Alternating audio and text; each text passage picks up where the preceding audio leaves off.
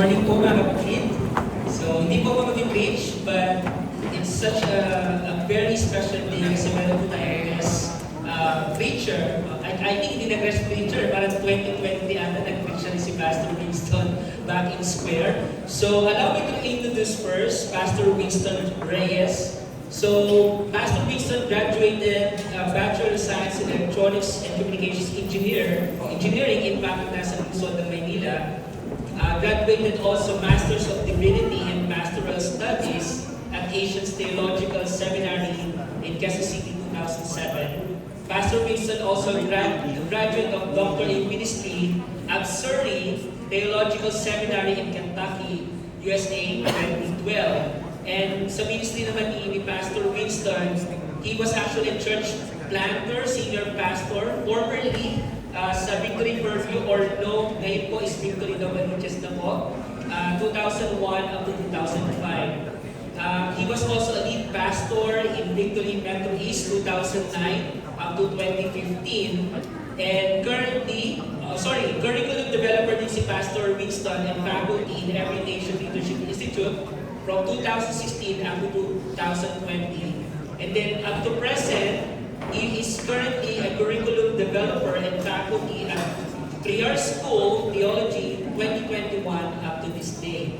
And adjunct faculty din po si Pastor Winston at Asians Theological Seminary. And tama Pastor Winston, no? Sa Victory Katipunan ka, pag nandito siya. And then, pagbabalik po siya ng Macau, doon po siya nag-live. Okay? So, missionary po si Pastor Winston. And currently, married po si Pastor Winston kay Miss Georgia Reyes. They have two sons, John Calvin and Evan George. So, without further ado, pwede po ba natin palakpakan at bigyan ng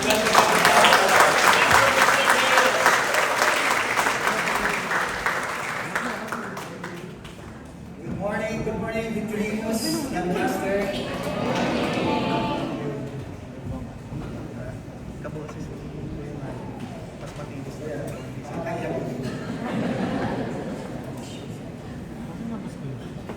Thank you, Pastor Edel, for inviting me again here in Victorinos. Actually, nag-swap po kami. We are now in Every Nation Macau. And I'm here. Also, it's good to see Lourdes. Mateo, kasama ko siya dahil sa iyo nila. My wife is here with me. Praise God. So today we are on our second week of the series, The Great White Throne. And our topic today is judgment.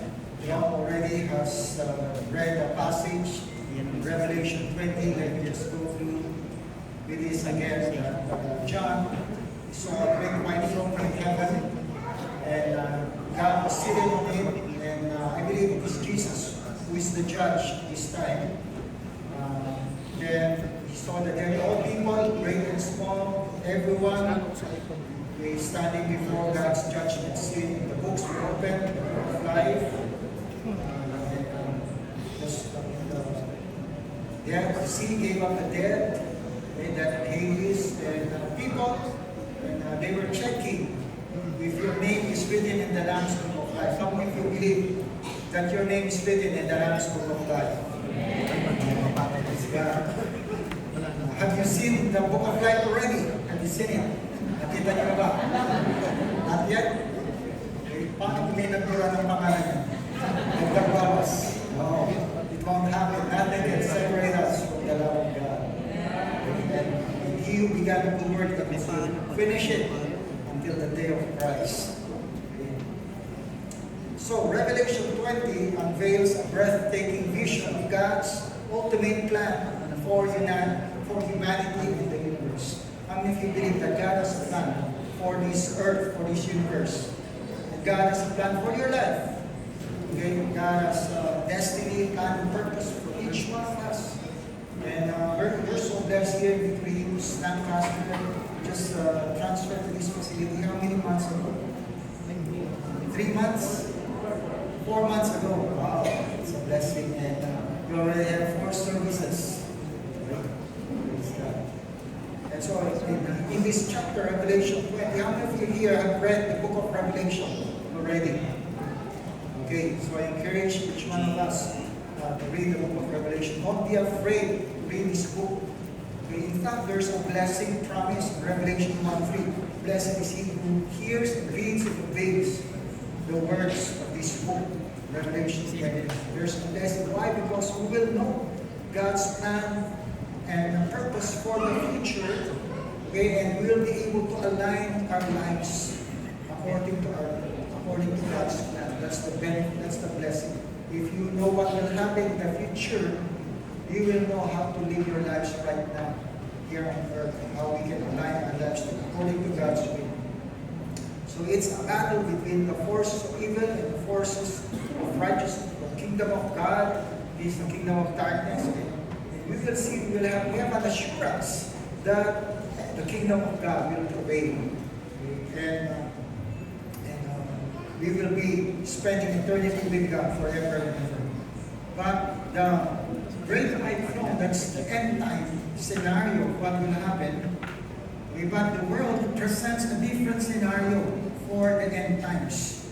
Hollywood movies, they present a bleak, negative, pessimistic future of what will happen in the end times. There's a picture of, by the way, there's the collapse of, what happened in Cebu, but the three major bridges did not collapse.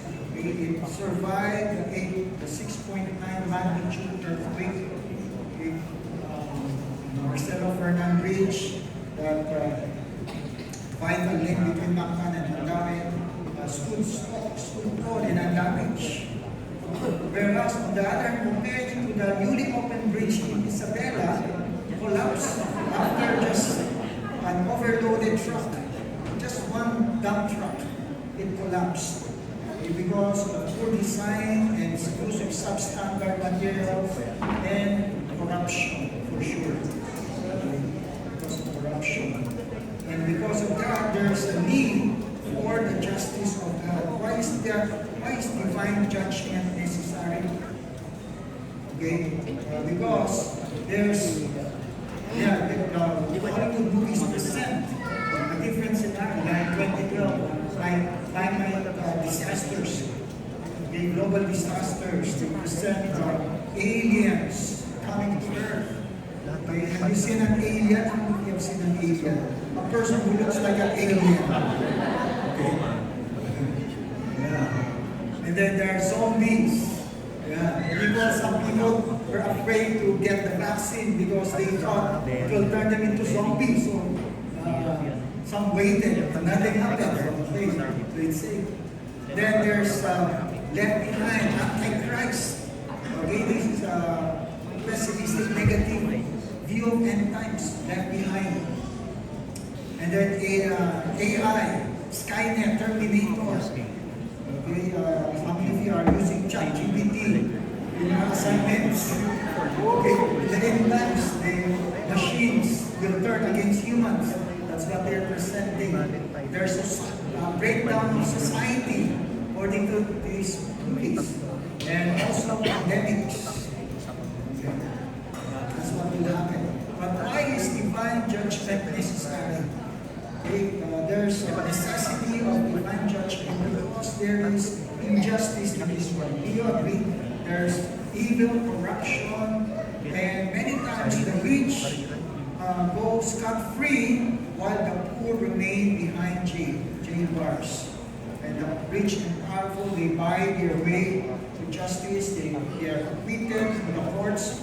And so the great white throne judgment ensures, represents the perfect judicial system where there is no corruption in justice, because justice and righteousness are the foundation of God's throne.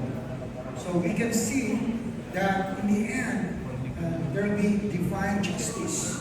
And people may have escaped human justice. Nalusutan nila yung mga korte dito sa lupa. But in the end, hindi sila makalusot sa table.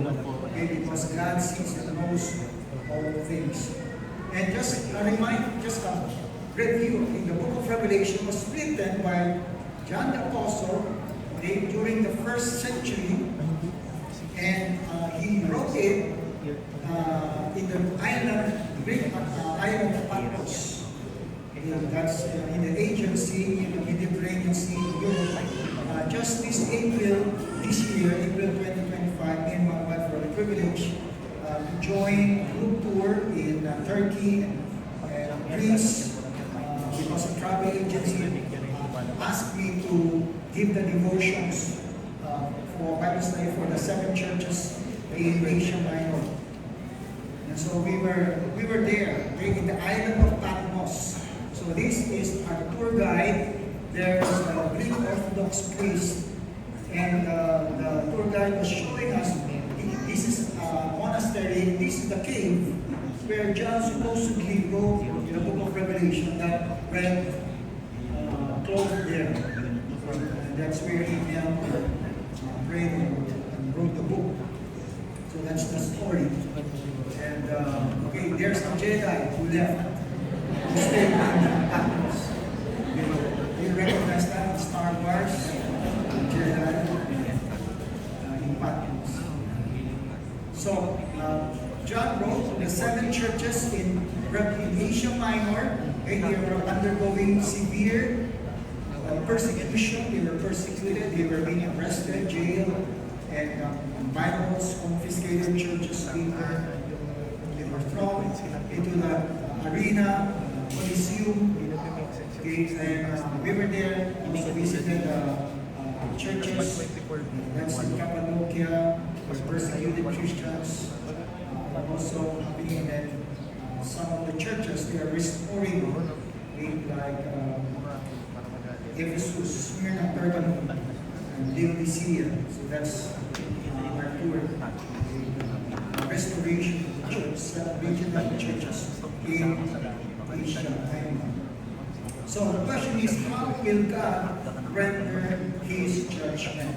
What will happen on the great white throne? How do we prepare ourselves for the great white throne judgment? How will God judge the wicked? How will He reward the righteous? So what will happen on Judgment Day? That's what we're going. So the first scenario is we'll see the rebellion of Satan crushed. The wickedness of the devil will finally be stopped. A total defeat of Satan. Revelation 21 and 2. Then I saw an angel coming down from heaven, holding in his hand a key to the bottomless pit and a great chain. And he seized the dragon, that ancient serpent, who is the devil and Satan, and bound him for 1,000 years. Okay, so who is that angel? That angel most probably was Michael the Archangel. Because previously in Revelation 12, he already cast out the devil at authority of power, and also in the book of Jude. So a mighty angel chained and sealed the devil for 1,000 years and restrained the devil. And right now, there's also, I believe, those who hold to a victorious eschatology that Jesus already bound the devil when he was here on earth. Remember, when Jesus was here on earth, he preached to us, he healed the sick, casted out demons, and he bound the devil. He disarmed the powers, according to Colossians 3, Colossians 2:15. He disarmed the powers and principalities. And then what happened? Verse 7. Okay, so that's the binding of Satan. And it assures us that God is fully sovereign over the powers of darkness. And then on verse 7, when 1,000 years are over, Satan will be released from his prison and will go out to deceive the nations of the four corners of the earth, Gog and Magog, and to gather them for battle. In number, they're like the sand on the seashore. So we may ask, what will happen after the millennium, the 1,000 years? There will be an unleashing of evil forces, Gog and Magog, who are Gog and Magog. It is taken from Ezekiel 38-39, and it may have an initial fulfillment during the time that Ezekiel was written, during the Old Testament. And different Bible scholars have different views about the identity of Gog and Magog, but for sure these are the nations who are hostile to Israel. They are against Israel. And if you read the news in the Middle East, there's war in the Middle East. There are always nations fighting against Israel. And we need to pray for the peace of Jerusalem according to Psalm 122. We have to pray for the peace of Jerusalem. And because it is where the Bible, without the Jews, without the patriarchs, the prophets and the apostles, if there's no Israel, we don't have the prophets, apostles, the scriptures, our Lord and Messiah, Lord and Savior, in the Bible. And that's why we the roots, the origin of biblical Christianity. They preserve the Bible. The Dead Sea Scrolls were discovered near the Dead Sea in Qumran Cave. And it is a validation that the same Bible we're using today, they are using it during their time. So the names of Gog and Magog, they are nations surrounding. Right now they are Arab nations, and you may have read or you may have watched history on YouTube, the 6-Day War in 1967, 1973, the Yom Kippur War, and every time these Arab nations gang up fight against Israel, Israel is always winning the war, despite being outnumbered.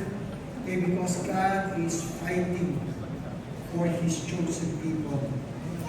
And that's why we can see that even here in verse 9, they marched across the breadth of the earth and surrounded the camp of God's people, the city He loves. But fire came down from heaven and devoured them. So God is fighting. The Lord Himself will intervene and be the Savior of Israel. That's why even Paul the Apostle, Romans 9-11, his heart's desire and prayer is for Israel to be saved. Because right now, most of Israelis are either atheists or Gnostic. They don't believe that Jesus is the Messiah. And so we need to pray for them, for their salvation. But that's the plan. But in the end times, we believe that God will restore them and win them back to the Lord, and they will know Jesus. Verse 10, and the devil who deceived them was thrown into the lake of burning sulfur, where the beast and the false prophet have been thrown. They will be tormented day and night forever and ever. So you can see an eternal punishment of the devil and all the kingdom of darkness, all the demonic spirits who are influencing people. You know, all these crimes, this theft, there's even adultery, people who are yung mga nangapitbahay sumakabilang bahay, yung asawa. Because these adulterous acts, they are inspired, they are motivated by demonic spirits, spirits of lust, spirit of impurity. And these demonic spirits are pouring out. Sila yung naglalagay ng mga kaisipan, mga matuming kaisipan, putting evil thoughts into the people's minds. And so our application today is we can trust the ultimate victory of Christ. All authority in heaven and earth has been given to Jesus. And that's why when we preach the gospel today, Satan is restrained and he can no longer deceive people. That's why here in Victory Muslim Gospel, whenever we preach the gospel, we believe that God is with you. If God is for you, nothing can be against you. And you have all the power and authority to preach the gospel, to heal the sick, to cast out demons. How many of you here believe you can cast out demons? How many of you have seen a demon person, a demon-possessed person? How many of you have seen a person who looks like demon-possessed? Okay? So you can cast out those demonic forces. Okay? We were students in Victory Yuga before, estudyante pa lang po kami noon, but they trained us, our pastors before, Pastor Steve, Pastor Al, they trained us how to take our authority against demonic forces. Because Jesus is the King of Kings and Lord of Lords. He is the Almighty God who rules forevermore. And the second scenario is the resurrection of the saints with Christ. The resurrection of the saints. We will live forever. Our lives here on earth are just temporary. But whenever a Christian goes home to be with the Lord, he is resurrected with Christ. Then I saw thrones, verse 4, and I saw thrones, and seated on them were those to whom the authority to judge was committed. Also I saw the souls of those who had been beheaded for the testimony of Jesus and for the word of God, and for those who had not worshipped the beast or its image and had not received its mark on their foreheads or their hands. So who is that beast? We ask. And they came to life and reigned with Christ for 1,000 years. The rest of the dead did not come to life until the 1,000 years were ended. This is the first resurrection. So the first resurrection is spiritual and physical transformation.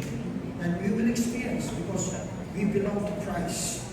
Okay, so when our earthly body leaves, and the time for us is the appointed time for us comes, where when we go to heaven, okay, we will be resurrected, and we will just cross over from death to life. Okay, so whenever a Christian dies, he is just promoted to glory, and he will not experience death.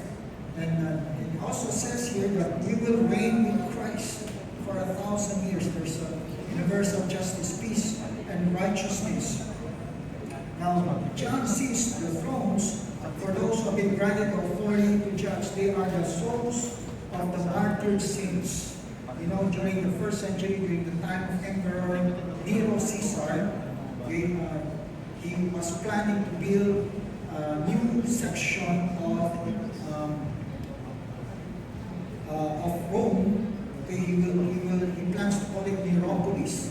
It's like Imus, and there's a Lancaster. Okay, so it's like a new district of Rome he's planning.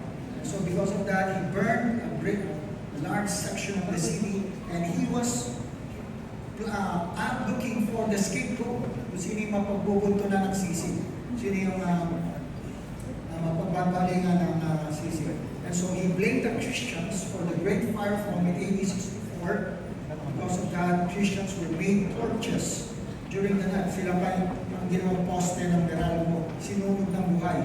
They were burned alive during that. So, Emperor Nero persecuted multitudes of many Christians. And therefore, in Revelation 13:18, you will see the number of the man is 666. Many Christians are afraid of that number. Okay,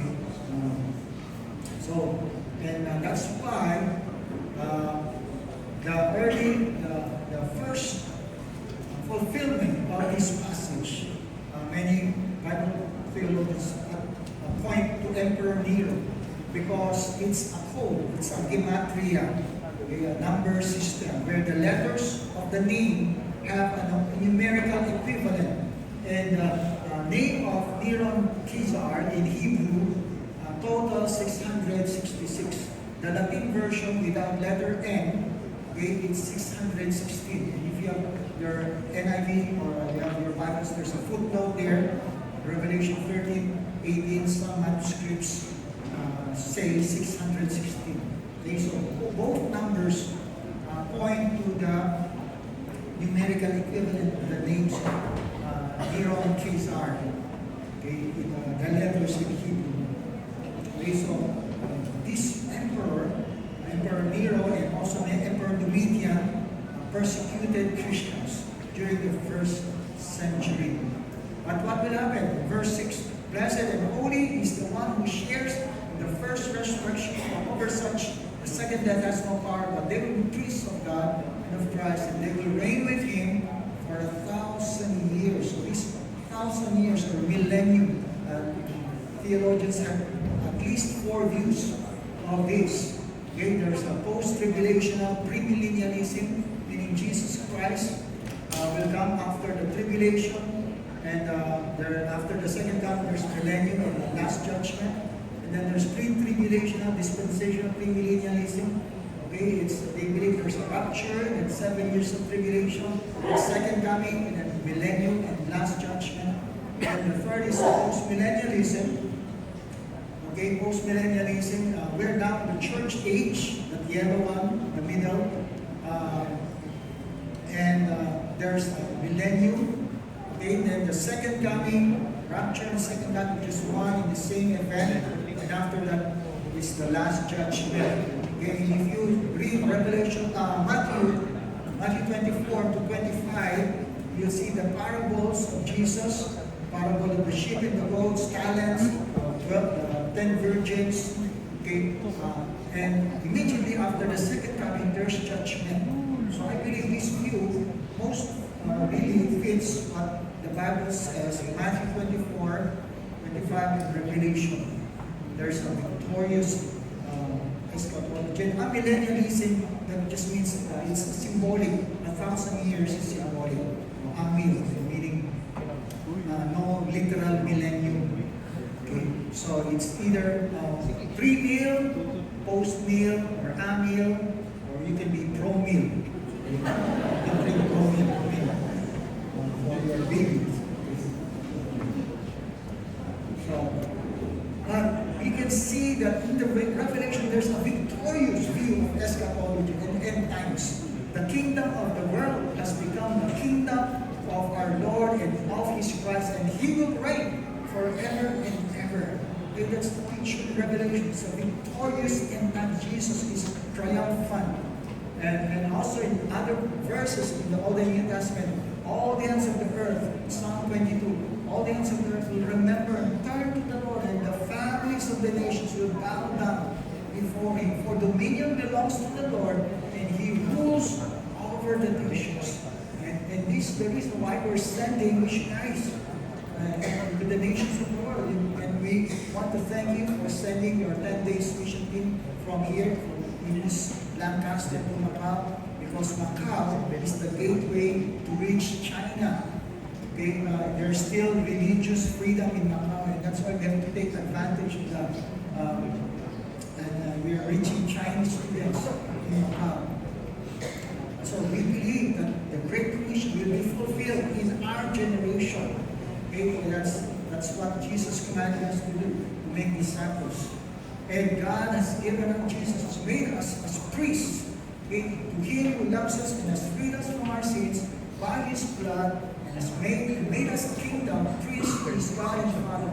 We will be growing dominion forever and ever. So we will reign with Christ because we are priests. Okay, we can go directly to His presence. Okay, we are a kingdom of priests unto the Lord. Okay, so every believer, every follower of Jesus is reigning with Christ, and that's why we can live victoriously over sin. We can take the lead wherever you are. If you are a student, okay, how many of you here are students? Raise your hand, students, young people. Okay, be set an example in your school. Okay, take the lead and don't be influenced by bad friends. Okay, bad company corrupts good morals. But take the lead, invite them to church. Lead the Bible study, lead the small groups. Okay, in your office, in your family, as the father, as the head of the family, you take your lead. You're the prophet, priest, and king in your family. Lead the family devotions. Pray over your children. The last is the revelation of God's final judgment. In verse 11 to 15, the revelation of the righteous and final judgment. Okay, Jesus Christ will be the judge on the great white throne. 2 Timothy 4:1 says, Jesus Christ, Jesus, who will judge the living and the dead.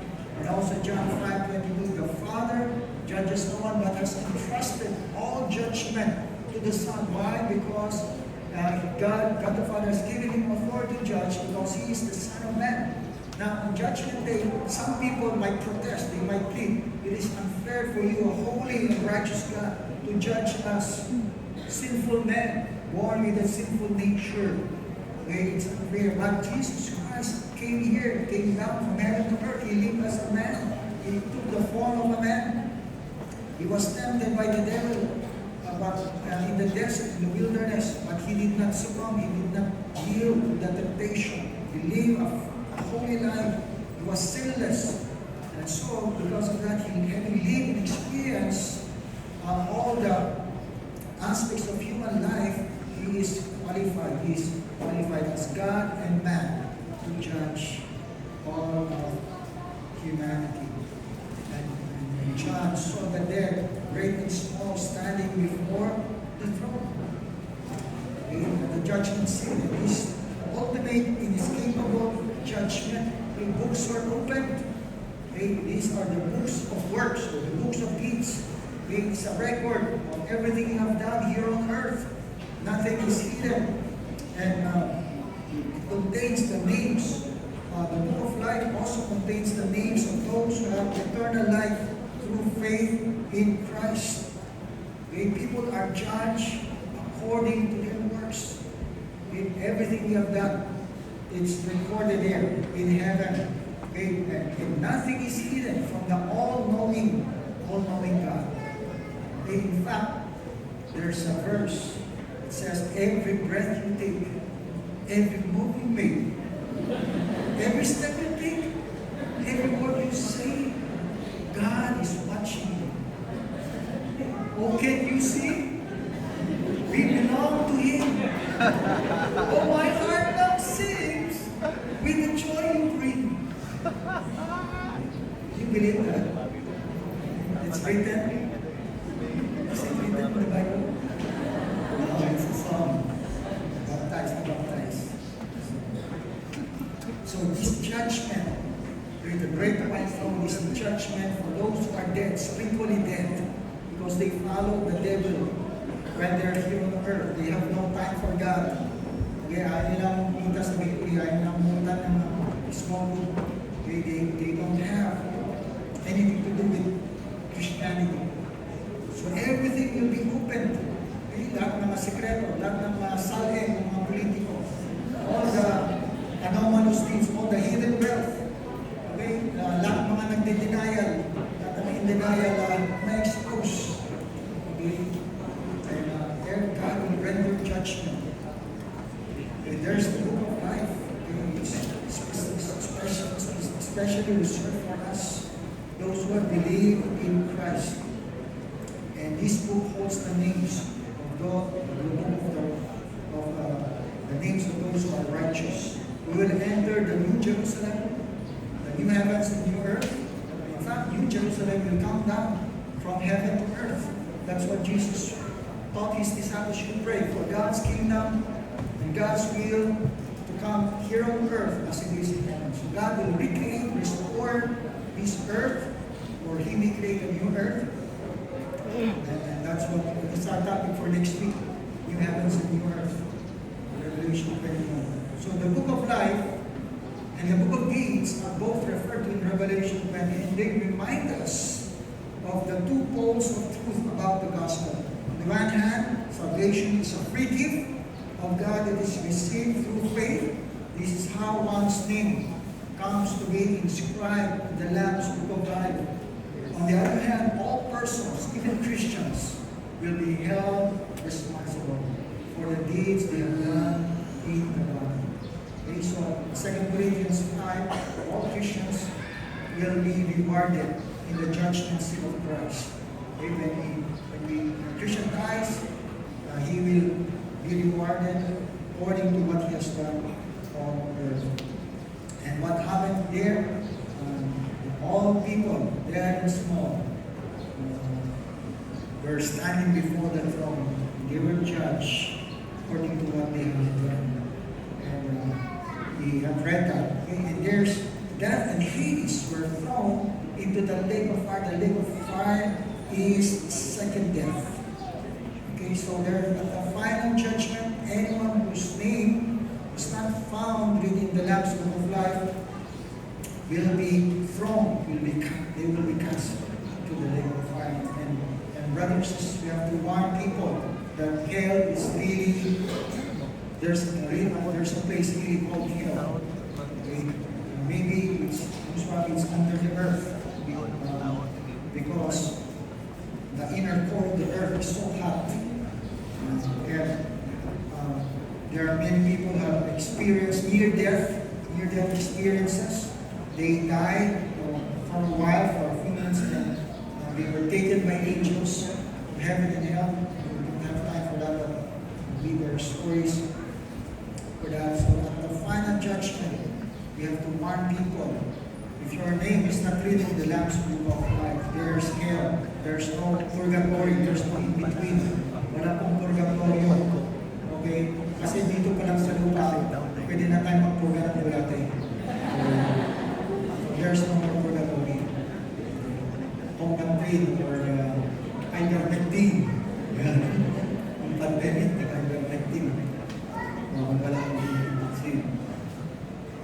So, what's our final take-home point? The Almighty God is always in control and will ultimately triumph over all evil, rewarding His faithful people and judging the righteous. That's what will happen on the Great White Throne. You will receive our crowns, crown of righteousness, the crown of life, the incorruptible crown. Okay, for every good thing you have done here on earth, for the glory of God, for every person, for every service you have done, not just here in church, but at your home, okay, in your school, in your office, in your community. Every good thing you have done to serve other people will be rewarded. But God will judge the righteous. So everyone's life will be reviewed and evaluated. No one is saved by good works. Okay? But we are saved by grace through faith, and good works, they are just the evidence, they are just the result of our salvation. So God's salvation, God's gift of salvation, okay, does not free us from the requirement of obedience to service. We are responsible for everything we do. So there's a scenario of God's judgment of the unrighteous. Should compel us, should motivate us to preach the word wherever we go. And one time I was on my flight to Macau, to Manila, and at the back of Air Asia, there are Bible verses at the back of every seat, passengers in the plane. John 3:16, Romans 6:23, Romans 3:23, for all have sinned, and for the wages of sin is death, but the gift of God, free gift of God is eternal life in Christ Jesus. And so my seatmate, okay, I preach the gospel, I just use the Bible verses in front of us, okay, and we led him to Christ. So that's the way you can take any opportunity. Okay? Kung meron party, nagbabarbecue kayo, okay? Nagbabarbecue kayo, alam niyo ba itong apoy ng barbecue? 1,000 times, 1,000,000 times more hotter in hell than this barbecue. Okay? So tatakutin nyo na sila. Okay? Okay? Pag hindi kayo na-born again, if you don't give your life to Jesus, okay, how can I be saved? Okay? So let me tell you the good news. We have to tell them first the bad news, okay, so they can appreciate the good news. Okay? And that's what will happen. On the great white throne of judgment, we have to prepare ourselves. We have to warn people who don't know Jesus here. And let's use every opportunity we have here on earth to win people to Jesus, to make disciples, okay, and teach our children, lead them to Jesus, lead them to saving knowledge of God. Praise God. Let's thank the Lord for His word. Father, we thank you for the gift of righteousness we have in Christ, that even the coming judgment we have hope, but our names are written in the Lamb's Book of Life. We thank you, Lord, that salvation is a free gift, and we are not saved by works, but only by grace through faith. Lord, help us by your Holy Spirit, empower us Fill us with your Holy Spirit so that we can live by faith and live by the Spirit at all times. And Lord, and open doors for the gospel. Lord God, and bless the three Muslim pastors so they can be active in sharing their faith. Every member of this church will have the boldness, the courage, the confidence to preach the gospel to their family, loved ones, and friends. Lord, we thank you for your great love. Thank you that you have a plan for each of us. Maybe some of us here don't know Jesus yet. This is your opportunity to turn over your life to Jesus. If you're here and you're not yet sure that your name is written in the Lamb's Book of Life, if you're not yet sure your sins are forgiven, maybe you're religious, maybe you go to church, but because hindi ka sigurado kung nakasulat na ang pangalan mo sa aklat ng buhay sa langit, you're not yet sure. If you're that person, I'm inviting you to give your life to Christ. And I want to pray for you. Just raise your hand if you're that person. If you want to receive the Lord Jesus. Yes, the back. Anyone else? Just raise your hand to the Lord. If you want to give your life to Jesus, you want to be sure of your salvation, you want to be ready for the great white throne. Anyone else who want to receive, who want to accept the Lord Jesus Christ and turn and repent, turn away from sin. Anyone else? Yes, Lord, if you're that person, if you want to surrender your life to Jesus, just say this prayer and follow after me. Sabihin mo lang ang panalangin ko. Father God, I repent of my sins and I surrender my life to you. Lord Jesus, be my master. Save me from my sins. Be my Lord and Savior. Yes. Thank you, Lord, for the gift of eternal life. In Jesus' name. Amen.